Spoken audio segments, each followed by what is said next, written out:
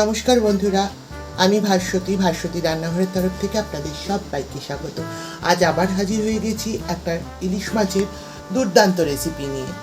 ইলিশ মাছ দিয়ে অনেক রকম রেসিপি আমি আপনাদেরকে শেয়ার করেছি, কিন্তু আজকে একটা এমন ধরনের ইলিশ মাছ দিয়ে রেসিপি করব, খুব সামান্য উপকরণ দিয়ে ঝটপট এই রেসিপিটা তৈরি হয়ে যায় আর খেতেও দুর্দান্ত হয়। এটা করবার জন্য আমি নিয়েছি 6 পিস ইলিশ মাছের টুকরো আর নিয়েছি 1 বাটি দুধ। আজকে আমি করব দুধ ইলিশ। চলুন রেসিপিটা শুরু করা যাক।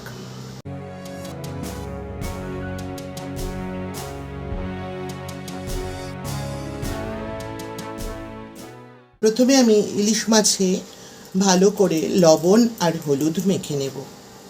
স্বাদ অনুযায়ী আপনারা লবণটা ব্যবহার করবেন। দিয়ে দিচ্ছি হলুদের গুঁড়ো 1/2 চামচ, আর দেব শুকনো লঙ্কার গুঁড়ো 1/2 চামচ। এবার সব কিছু ভালো করে একসাথে মেখে নেব।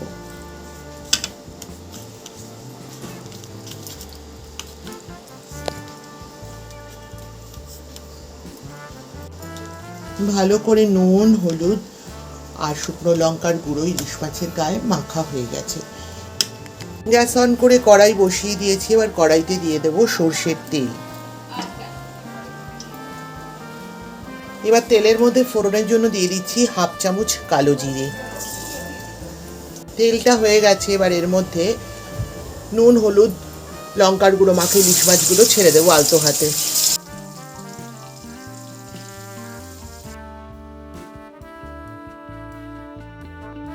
খুব একটা বেশি করে মাছটা ভাজবো না। এবার আলতো হাতে মাছগুলোকে একটু উল্টে নেব। খুব ঝটপট এটা রান্না হয়ে যায় এবং খেতেও দুর্দান্ত লাগে। আপনারা একবার হলেও বাড়িতে এভাবে ট্রাই করবেন, আশা করছি আপনাদের ভালোই লাগবে। এবার আমি এর মধ্যে দিয়ে দেব 1 বাটি দুধ।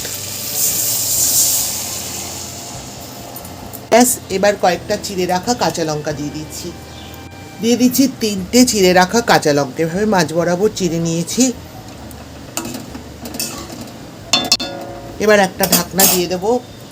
ঢাকা অবস্থাটা 5 মিনিট রান্না হোক। 5 মিনিট পর আমি ফিরে আসছি। বন্ধুরা, ফিরে এলাম।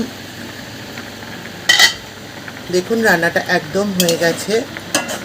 এবার আমি গ্যাসটা অফ করে দিচ্ছি। 2 মিনিট ঢাকা অবস্থায় থাকুক, তারপরে আমি ফিরে আসছি। রেডি হয়ে গেল আমার দুধ ইলিশ।